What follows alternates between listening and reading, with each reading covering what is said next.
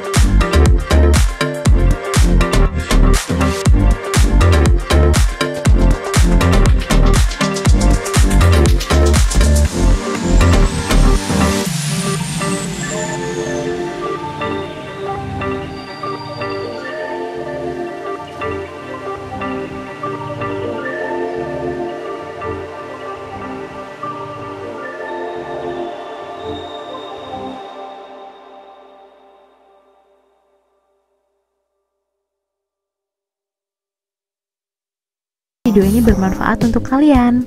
See you!